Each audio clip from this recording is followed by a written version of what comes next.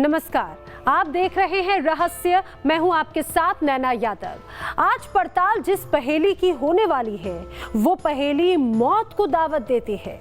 जिसने भी उसको सुलझाने की कोशिश की वो इस कदर उलझा कि सांसों की कमजोरी में दम तोड़ गया। लेकिन न्यूज नेशन की टीम ने सच की तलाश में अपने कदम बढ़ाए। हर मोड़ पर जिंदगी का खतरा उठाने के बाद जब सच से पर्दा हटा तो हर कोई आंखें फाड़ते देखता रह गया।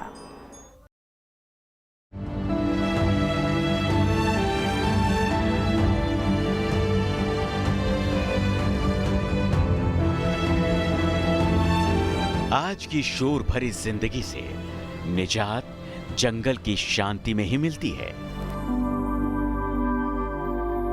लेकिन जब कोई शहर ही जंगली बन जाए तो उसे क्या कहेंगे? बिना किसी भूमिका के सीधा सीधा आपको बताते हैं। रहस्य की टीम को एक दावा मिला। दावा ये कि हिंदुस्तान के एक इलाके में एक ऐसी जगह है जहां सांपों का राज है। सांप भी कोई ऐसे वैसे नहीं बल्कि सैकड़ों साल पुराने और 20 फुट लंबे। अगर एक बार इन सांपों की कुंडली में धरती का सबसे बड़ा जानवर हाथी भी फंस जाए तो ये उसका भी दम तोड़कर उसे मुर्दा बनाने का मादा रखते हैं। ये अपना शिकार जहर से नहीं बल्कि मौत की पकड़ से करते हैं, क्योंकि ये हैं अजगर। पाइथन मालुरस यानी भारत की धरती पर पाया जाने वाले अजगर। इन सांपों में अपना कोई जहर नहीं होता, लेकिन इनके जबड़े और इनकी कुंडली की ताकत बड़े से बड़े हाथी को भी दबोच कर मारने का जज्बा रखते हैं। जंगल के काले अंधेरे में ये समतापी रेप्टाइल हमेशा जंगल की जमीन और उस जमीन पर गिरे सूखे पत्तों में खुद को ऐसे ढाल लेते हैं कि शिकार को इनका आभास भी नहीं होता, और फिर जैसे ही शिकार इनके नजदीक आता है वो मौत का सामान बन जाता है। पंजाब से लेकर पूरब में नागालैंड और दक्षिण में कन्याकुमारी तक 3 मीटर लंबे इंडियन पाइथन पाए जाते हैं। लेकिन इन सांपों की बस्ती अक्सर घने जंगलों में ही मिलती है। इसलिए हमारे जहन में पहला सवाल तो यही था कि हमारी पड़ताल इस बार घने जंगलों और अंधेरे फॉरेस्ट में होने वाली है। जो सबूत उन गांव वालों ने हमें भेजे थे उसकी एक झलकी आप भी अपनी आंखों से देख लीजिए।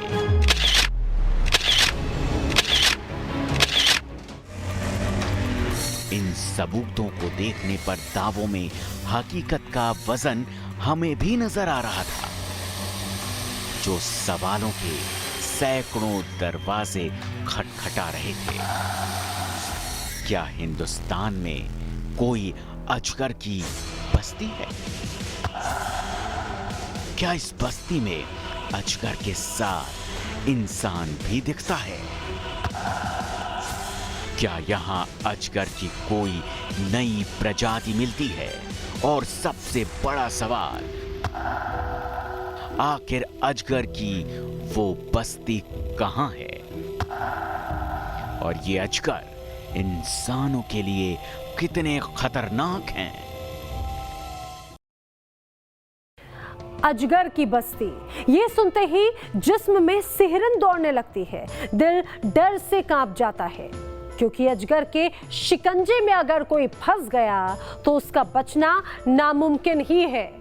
लेकिन उन दावों की पड़ताल भी जरूरी थी जिसमें ऐसे इलाके के होने का जिक्र है जहां अजगरों की बस्ती है।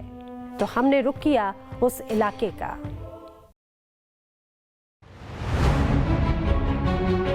घने जंगलों के बीच अजगरों की बस्ती होने के जो सबूत हमारे सामने थे, उसी को आधार बनाकर हमने अपनी पड़ताल के लिए कदम बढ़ाने शुरू किए। जानकारी मिली कि ये इलाका पूरा का पूरा पठारी है और हिंदुस्तान के दिल मध्य प्रदेश में बसा है। ये भी पता चला कि ये इलाका कान्हा नेशनल पार्क से सटा हुआ है। वही कान्हा नेशनल पार्क जो दुनिया में बाघ और दुर्लभ जीव जंतुओं के लिए मशहूर रहा है। भोपाल से न्यूज नेशन की टीम ने अपना सफर शुरू किया। जानकारी के मुताबिक यह इलाका मंडला जिले में है और भोपाल से यहां की दूरी 386 किलोमीटर है।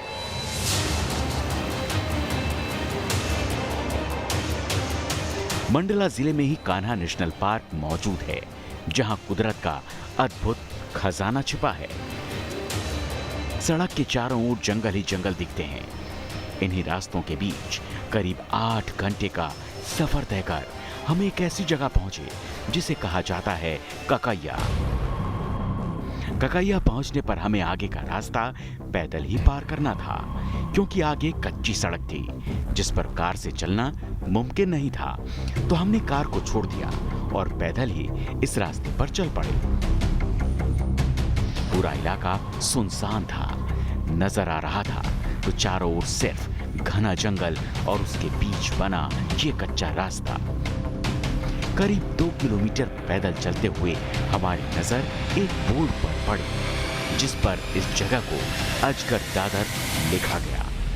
इस पृथ्वी पर जब जीवन चक्र शुरू हुआ तो शुरुआत में प्रकृति और जीव जंतुओं का राज हुआ करता था, लेकिन फिर इंसान ने दस्तक दी और आज पूरी पृथ्वी पर इंसान का वर्चस्व है।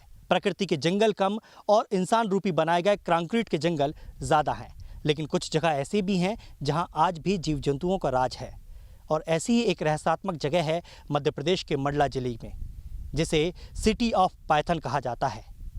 इसका नाम है अजगर दादर। हम पाइथन सिटी कहे जाने वाले इलाके में दाखिल हो चुके थे। सूरज सिर पर था, रोशनी भरपूर थी, इसलिए इलाका साफ साफ दिख रहा था। कोई कह रहा था कि वो बस्ती इन पथरीले पठारों के नीचे है।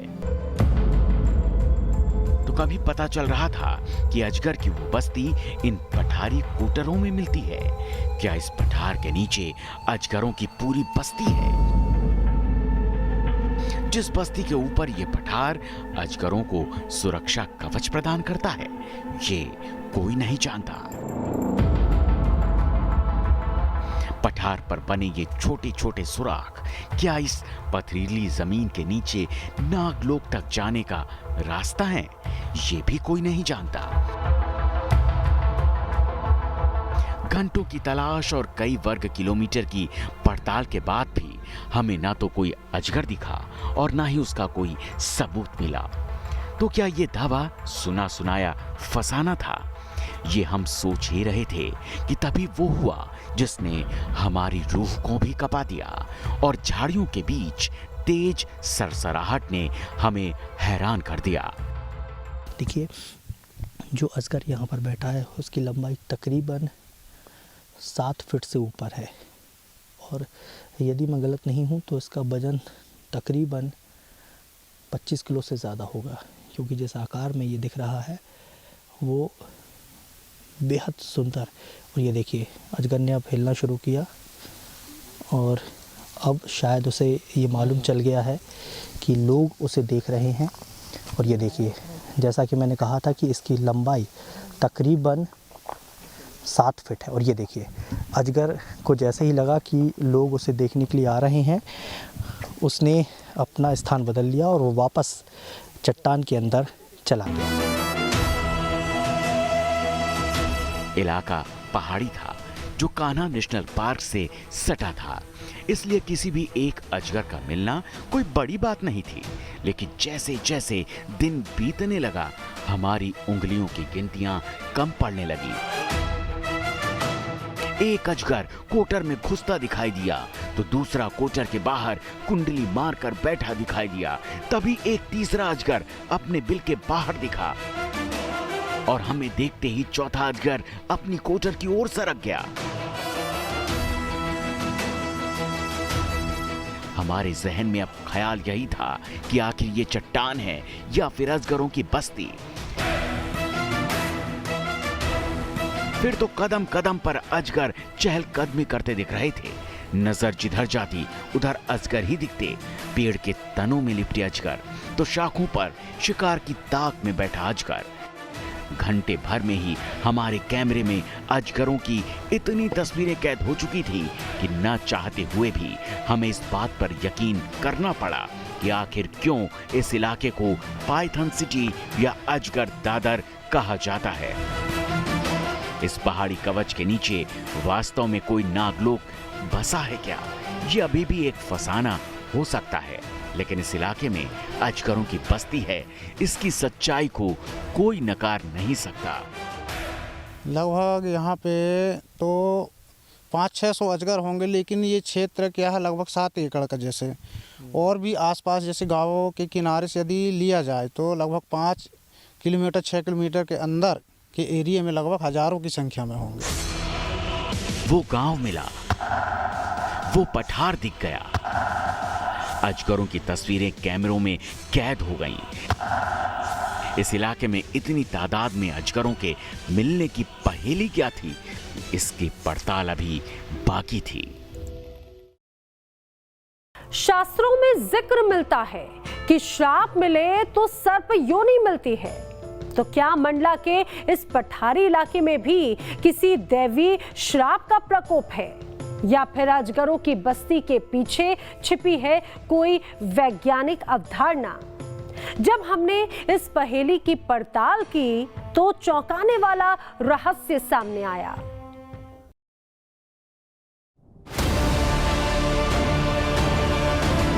घने जंगलों के बीच इस अनजान और रहस्यमय इलाके में जिस रहस्य की तलाश में हमने करीब 400 किलोमीटर का सफर तय किया था, उसके सबूत जो हमारे कैमरे में कैद हो चुके थे, जो साफ साफ इशारा कर रहे थे।